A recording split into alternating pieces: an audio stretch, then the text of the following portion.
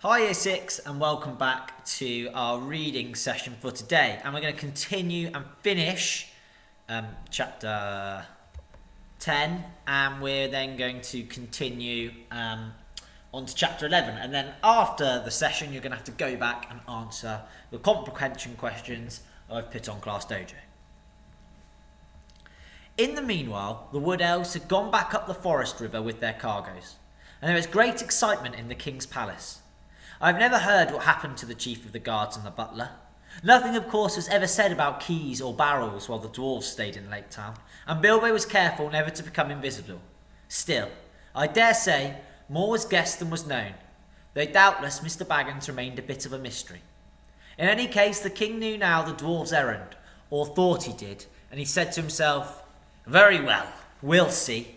No treasure will come back through Mirkwood without my having something to say on the matter, but I expect they will come to a bad end, and serve them right." He, at any rate, did not believe in dwarves fighting and killing dragons like Smaug, and he strongly suspected attempted burglary or something like it, which shows he was a wise elf, and wiser than the men of the town, though not quite right, as we shall see in the end. He sent out his spies about the shores of the lake and as far northward towards the mountain as they would go, and waited. At the end of a fortnight, Thorin began to think of a departure. While the enthusiasm still lasted in the town, was the time to get help. It would not do to let everything cool down with delay. So he spoke to the master and his counsellors, and said that he and his company must go towards the mountain. Then, for the first time, the master was surprised and a little frightened, and he wondered if Thorin was, after all, really a descendant of the old kings. He had never thought that the dwarves would actually dare to approach Smaug, but believed they were frauds who would sooner or later be discovered and be turned out. He was wrong. Thorin, of course, was really the grandson of the king under the mountain, and there is no knowing what a dwarf will not dare and do for revenge or the recovery of his own. But the master was not sorry to see them let them go. They were expensive to keep, and their arrival had turned things into a long holiday in which business was at a standstill. Let them go and bother Smaug, and see how he welcomes them, he thought. Certainly, old Thorin, Thrain's son, Thor's son, was what he said. You must claim your own. The hour is at hand, spoken of old. What help we can offer shall be yours, and we trust to your gratitude when your kingdom is regained. So one day, although autumn was now getting far on, and winds were cold and leaves were falling fast, 3 large boats left Lake Town, laden with rowers, dwarves, Mr. Baggins, and many provisions. Horses and ponies had been sent round by circuitous paths to make them at their appointed landing place. The master and his counsellors bade them farewell from the great steps of the town hall that went down to the lake. People sang on the quays and out of windows. The Whitehorse dipped and splashed, and off they went north up the lake on the last stage of their long journey. The only person thoroughly unhappy was Bilbo.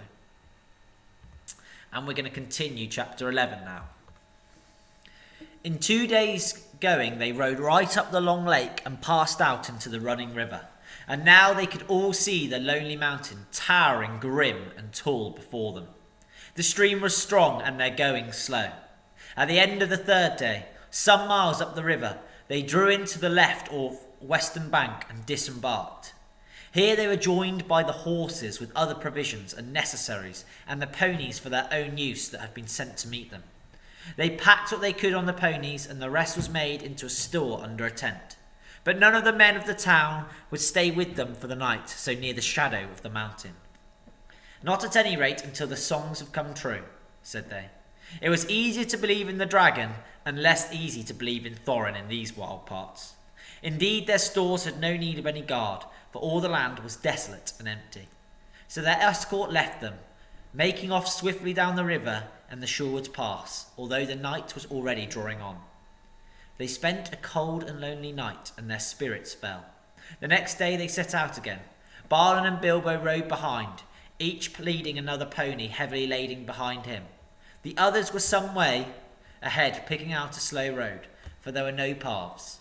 They made northwest, slanting away from the river running, and drawing ever nearer and nearer to a great spur of the mountain that was flung out southwards toward them. It was a weary journey, and a quiet and stealthy one, There was no laughter or song or sound of harps, and the pride and hopes which had stirred in their hearts at the singing of old songs by the lake died away to a plodding gloom. They knew that they were drawing near to the end of their journey, and that it might be a very horrible end. The land about them grew bleak and barren, though once, as Thorin told them, it had been green and fair.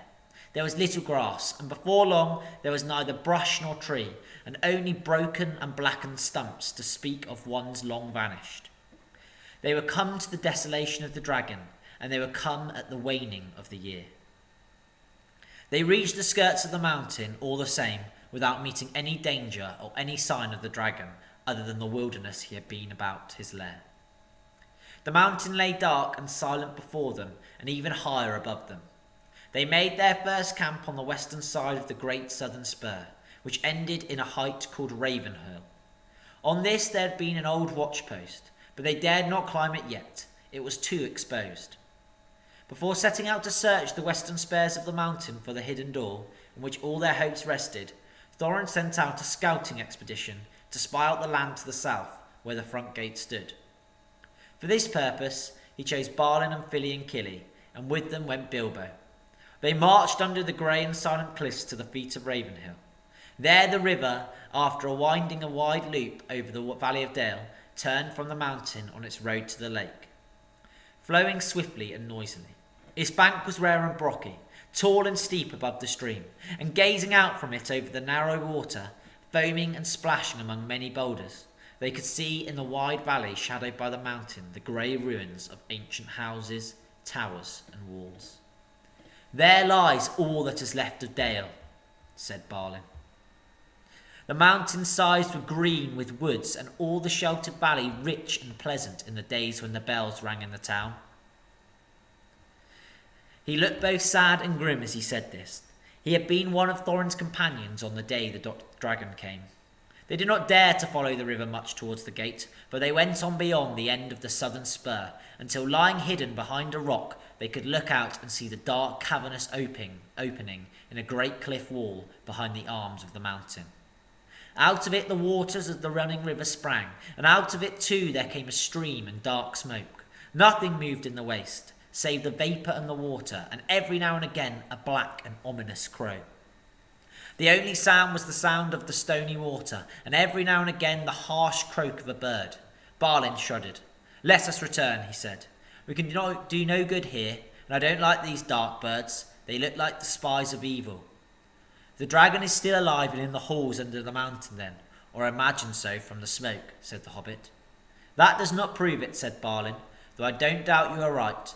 But he might be gone away for some time, or he might be lying out of the mountain side keeping watch, and still I expect smokes and steams would come out of the gates. All the halls within must be filled with his foul reek." With such gloomy thoughts, followed ever by croaking crows about them, they made their weary way back to camp. Only in June they had been guests in the fair house of Elrond, and though autumn was now crawling towards winter, that pleasant time now seemed years ago.